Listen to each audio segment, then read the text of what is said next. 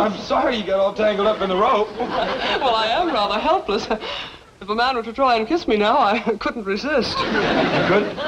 No, I'd be at his mercy. Don't worry about that. Ain't no man gonna kiss you while I'm here. Jethro, you are like a magnificent skyscraper with an uncompleted penthouse. Thank you. Oh, that reminds me, Dr. Twomley is most anxious to see you again. Well, I'm anxious to see him, too. He never did give me my certificate of health for school. Oh, well, Dr. Twomley is not an internist or diagnostician. He works in the field of psychiatry. Well, as soon as he gets done working in that field and gets back to his office, I sure would like to see him. Well, I'm at his office now, but what I want to explain is... Hey, I better hustle down there right now. Miss Potts says without I have a doctor's certificate, I can't graduate into the 6th grade.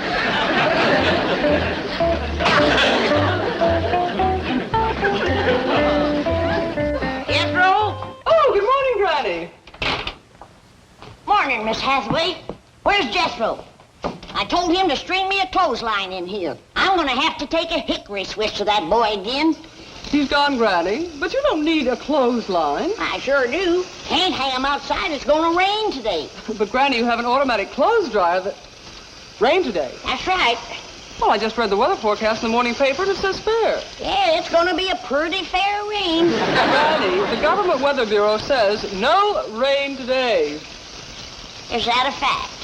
Granny? Oh, howdy there, Miss Hathaway. Howdy. Granny, your soap's hardening up real good. I best go out and start cutting it into cakes. It's gonna rain today. Miss Clampett, perhaps you can ease Granny's mind about this rain. Oh, that don't vex Granny. Now, she likes rain. Besides, it don't rain enough out here. It's not going to rain today. Who says it ain't? Well, the U.S. Weather Bureau. Who's he? If I had to narrow it down to one he, I guess I would have to say chief meteorologist. Well, yeah, them Indians is pretty good at reading rain signs, but I'll go along with Granny. The United States Weather Bureau does not depend upon rain signs. It is a vast complex of highly skilled meteorologists working with the latest scientific equipment. They send balloons tens of thousands of feet into the air to measure wind velocity, barometric pressure, moisture content, and temperature. Their radar network scans the weather all over the continent. Their weather satellites are out in space circling the globe. Now, what does Granny have to compare with this in making a weather forecast? Twinges. Them little stabbing pains in her bones. I know what twinges are, but they can hardly be considered dependable weather prophets. Oh, I reckon they as good as balloons. Granny's got other ways of telling when rain's on the way. She studies ants and spiders and listens to the way the owl hoots and other things.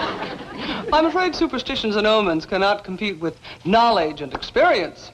Well, I'm glad you're coming around to our way of thinking. Where's Jethro? Granny's gonna want him to tote that soap in before it rains. He's gone to Dr. Twomley's office. Good. He's gonna need that health certificate at school. I've got to have it before I can graduate to 5th grade. You're in the 5th grade? Yes, sir. Fixing to scoot right on up into the 6th quick as you can give me my certificate of health. Jethro, a simple physical examination is no problem. I want to explore your mental capacity, your cerebral region. Should I take off my shirt? No. That won't be necessary. Just make yourself comfortable on the couch over there. Well, what did you do to your thumb? Oh, I have a patient who thinks he's a dog.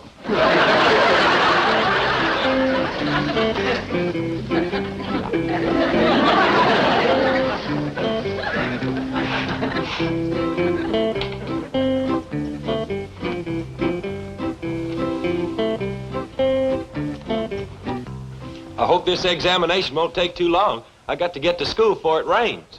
Oh, you don't have to worry about that, Jethro. It isn't going to rain. Oh, yes, it is. Granny says so. When Granny says something's going to happen, it happens. Sounds like she has remarkable powers. Strongest little woman you ever did see. I meant clairvoyant powers. Would you say she's a medium? No, sir. I'd say she's a small. She's strong as a medium, and if she ever took a switch to you, you'd know it. Has she ever taken a switch to you? Oh, she sure has. Woo. And you stood for it? Last time stood for pretty near 2 days. Sounds like your grandmother is rather savage. Sometimes she's as ornery as a mud wasp in a dry gourd. Violent temper. I'll say. You're afraid of her. Oh, yes, sir. She's vicious, Well, that's a fact. mean, Darn tootin'. cruel. Oh, yes, sir. You hate her. Granny? Why, she's the sweetest little woman that ever lived. But you said she whipped you. Well, she sure does. How often?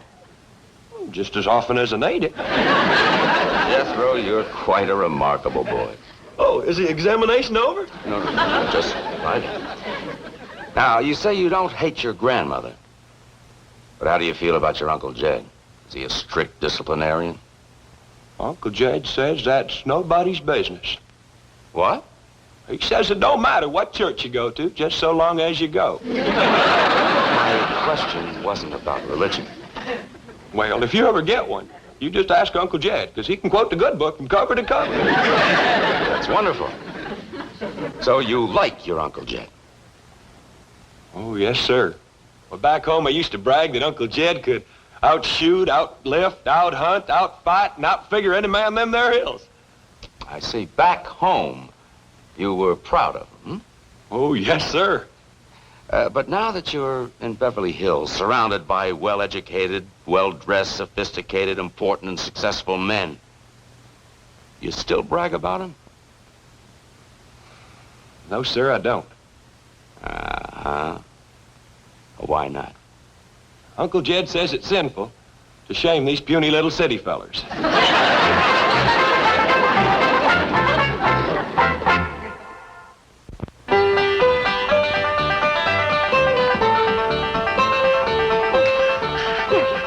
Miss Hathaway. Hello, Mrs. Bodine. I'm so glad you're here. I just put the last stitch in Elly Mae's brand new dress, and I'd like for you to see it. Oh, I'd love to.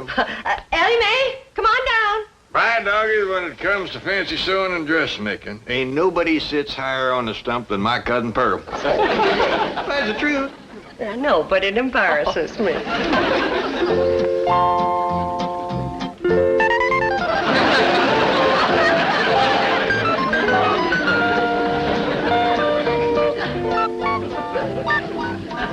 Kind of busy, isn't it? My doggies, I bet you Beverly Hills ain't ever seen a dress like that. You have my word on it. It ain't so much. Ain't, she says. Look at her, grinning like a butcher's dog. You mean you did this all yourself? Oh, every puff, ruffle, gusset, gore, and eyelet. Let's go show it to Granny and Jethro. Oh, Mrs. Bodine, Jethro is in Dr. Twombly's office. Oh, Miss Hathaway, how well do you know that there Dr. Twombly? Well, I'm not a patient of his, but he has a very big reputation. I think I know how he got it. What do you mean? I wasn't in his office for 2 minutes, and he tried to lure me to his couch. Well, he does that with everybody. He's a psychiatrist. Yeah, he admitted that to me, and I told him he ought to try to get himself cured. Psychiatry is what he practices. Well, he ain't gonna practice on Pearl. Now then, Jethro, as I've already explained, sometimes we have hostilities and aggressions which are so deeply hidden from our conscious mind that they reveal themselves only in our dreams. Now, please, try again to recall for me a few of your dreams.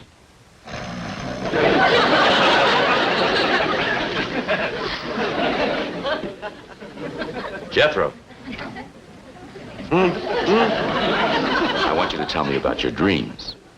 You keep asking me about my dreams, but you won't let me sleep long enough to have one. Let's forget about the dreams and go back to your conscious relationship with your family. Now, we've established that you love your mother, adore your grandmother, and worship your Uncle Jed. How do you feel about your cousin Elly Mae? Dr. Twombly, there is times when I'd like to whoop the tar out of that girl. Uh-huh. And just when is that? When she whoops the tar out of me. What do you mean? Well, she's all the time wrestling me down, getting a toe hold or an arm lock on me. I'm that smart.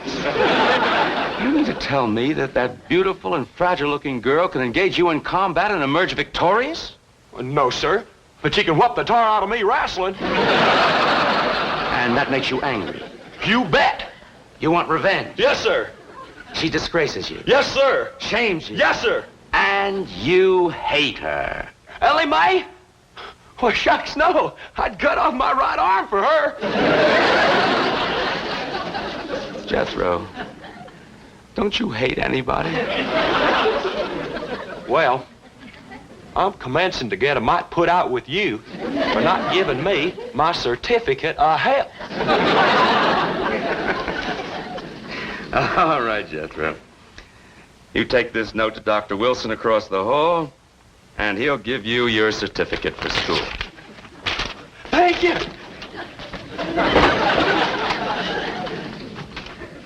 Oh, howdy, Mr. Drysdale. Well, Jethro, hello. You going in to see Dr. Twombly? Briefly, yes. Do you hate your mother? No. Well, don't tell the doctor. Seems to disappoint him something awful. Come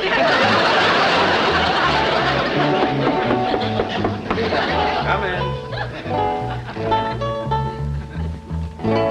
Hello, Jane. Oh, Milburn. Oh, biting nails again? Your wife was scheduled for this hour. Yes, I know. She just called me from the beauty parlor. She's running a little late there and felt she needed that more than this. And I have to agree. Your wife's doing fine. She's greatly improved. Oh, really? You know, it's hard to believe that once she was worse than she is now. Oh, I'm greatly indebted to both of you for putting me in contact with that wonderful Clampett family. Fascinating, aren't they? Remarkable. Jethro is the most uncomplicated teenager I've ever met. Well, the whole family's uncomplicated. Happy as hogs in a mud waller. You are close to them. I'm proud of it. You're just the man to get me back in their good graces. Oh, what happened? Jethro's mother misunderstood my invitation to the couch. I'm persona non grata up there. Well, you just come with me. I can fix that. Wonderful. I'm especially anxious to question Granny. That little woman is a walking encyclopedia of mountain medicine, superstition, and phenomena. She absolutely fascinates me. By dingies, Elly May, you're prettier than a red-winged blackbird sitting on a yeller pumpkin. Thank you, Granny. But it ain't Pearl's dress that does it. Is this all handwork lace, Pearl? Every stitch of lace, braid, ribbon, and bow. I put a lot into that dress. Elly May puts considerable into it herself. Elly May? Miss Jean here's got a right dandy idea. She wants to take you out shopping for some other dresses. What? Now, you get your hackles up, Pearl. I reckon she wants to save this one for best. Exactly. A dress like this should not be worn too often. It would be a chore to wash and iron it. That's the truth. Well, now, run along, girls, but be back before 3. Well, do we have to, Paul? Well, you don't want to get caught out in the rain in that dress. That's when you said it was going to come down, wasn't it, Granny? It's going to start to shower at 3 o'clock. Granny, it isn't. Never mind. Come on, Elly May. Granny, maybe I ought to ride into town with them and stop off at Dr. Twombly's office. See what's happened with Jethro. Pearl, don't throw yourself at that goomer doctor. Oh, he ain't no goomer doctor. Well, he ain't a regular doctor. I asked him. I says, how do you cure warts? And he commences giving me a lot of talk about a electric needle. Right quick, I says, how are you going to thread it? With baling wire? He had no answer for that one. Maybe he ain't just the best doctor that ever come along, but I kind of like him.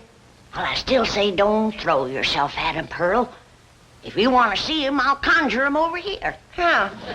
My love charm. I got them all locked up. All it needs is a little starting powder and you to say the magic words. Granny, I don't hold with conjures and love charms. Pearl, with your boy in a Beverly Hills school, why do you want to stay so ignorant? I don't use this kind of stuff in Beverly Hills. That's why it's so powerful out here. They don't know how to fight it. Open the pouch a mite. And I'll sift in a little starting powder, and then you hold it to your heart, and you say the magic words. Granny, I don't know how to do it. I'll show you. Now you watch. Darling, darling, my true love, come a-swooping like a dove. Oh, Granny! Granny! There's somebody here to see you. Granny, I couldn't wait to see you again. Great cards and rats. I counted them for myself. Get away from me, it's Pearl you want, not me. Toads and buzzards, that's so mean. Switch the spell to Pearl Bodine. Get away from me. You stay away from me. You stay away from me.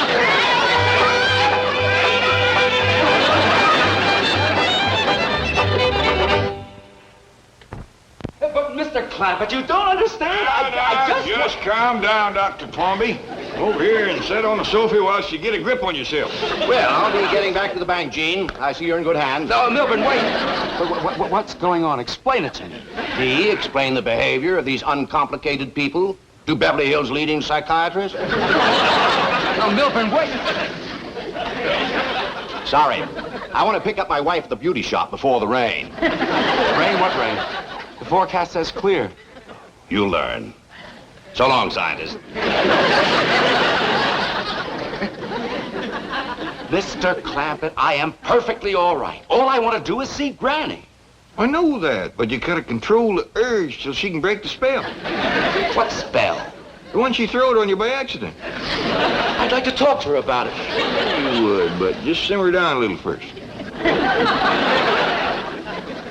I told you that love charm would work twice as powerful on these Beverly Hills men. I can't believe it. I just can't believe it. I tried to switch it over to you, but it had too strong a hold on him. I'll have to break the spell now with my letting go powder, and then start all over for you.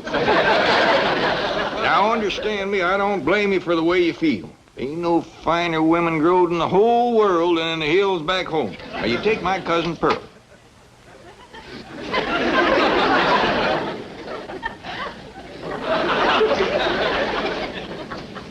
Powder, powder, white as snow, make the spell of love let go. The spell is broke, Jed. You can let him go now. Oh, Granny, wait, what did you do to me? Come back. I want to talk to you. Granny, please. Granny, looks like the spell ain't broken. Never seen a man held so tight in the grip of love. You gotta remember, this feller's a psychiatrist to start with.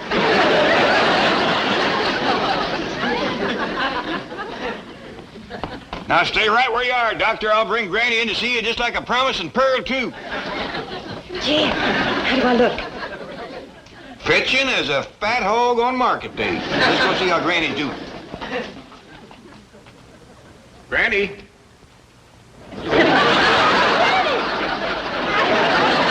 Doggy, you'd scare away vultures. I do appreciate this, Granny. Me too. Come on. I'm glad to get rid of the rascal.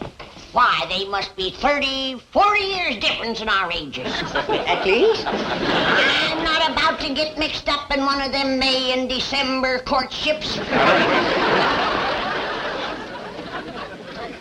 Here they are. Bonjour, Monsieur Doctor.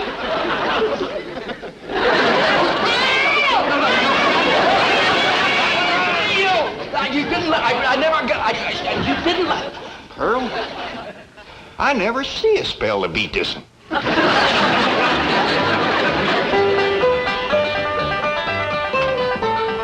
got him settled down. I think I found his weak spot, Pearl. What's that? He's mighty fond of music. Come on in, yodel for him. Jed, I just can't bust out yodeling for no reason. Well, don't worry. I'll lead you into it real natural. Well, I just hope it helps to get his mind off Granny. Me too, Pearl. I'm getting awful tired of that young feller chasing me. Why, there must be 20 years difference in our ages. At least. Come on, Pearl. By dingy's daisy, it was your love charm that got him started. But maybe it's your own charm that keeps him going. Say, Dr. Twombly, did I ever tell you about my cousin Pearl here being an extra fine cook and housekeeper? Yes, you did. Did I tell you about her dressmaking? Yes? Sock darning and shirt mending? Yes. Well, speaking of yodeling, at least, Pearl. Ever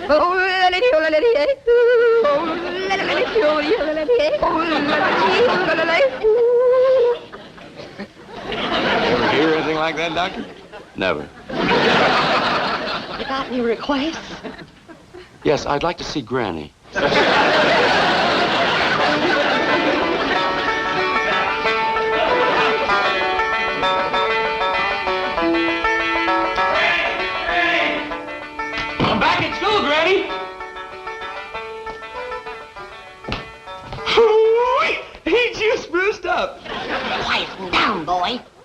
be in the parlor.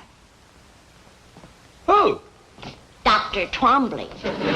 So that's how come you so fancy dressed up and smelling with vanilla extract. Of course not. Well, he's right taken with you, Granny. He's been asking me a lot of questions about you. Don't be silly. Why, there's at least 5 or 10 years difference in our ages. How many? Tuck away, it's gonna start to rain. But Granny, the paper says that... Scoop when I tell you. Did I hear Jethro? Oh, here you are, Granny. Thank goodness. At last, maybe we can be alone together for a little while. I've got so much to talk to you about. Before we begin, I want to remind you that I ain't no spring chicken. I couldn't care less. I'm glad you're the age you are. Well, you ain't exactly just hatched out of the egg yourself. So much the better. Gives us more in common. Well, as long as you got your eyes wide open, let's go into the parlor. No, wait. I've got a better idea. We'll only be interrupted in there. My car's out front. We'll go for a drive. We can talk much better that way. Is that your car out front with no top on it? Yes, I always take the top off this time of the year. Well, we can't go driving because it's going to start to rain. No, it isn't. No, I say it is. But I heard the news on the way over. The weather forecast is for clear skies. What time is it? A little before 3. It's going to start to shower any minute. No, it isn't. No, I say it is. What makes you think so? I've been reading the signs. What signs? The way the ants is banking the dirt up in front of their holes. And the owl is hooting close to the house during the day. Fascinating. Come on. You can tell me all about it while we drive around. I told you I ain't going driving in the rain. But, Granny, it isn't going to rain. You are the muliest goomer of a doctor I ever did see. Come on. Come on, Granny, help us coming. I knew this would happen if we stayed here. Leave him be, Jed. We's old enough to know what we's doing. Besides, he's got to get his car under cover before the rain hits. It isn't going to rain. Now, look, let me show you. Look. Did you ever see such a clear blue sky, such a... What's that black thing? That's rain clouds. My doggies, Granny, you hit it right on the nose. Oh, my God!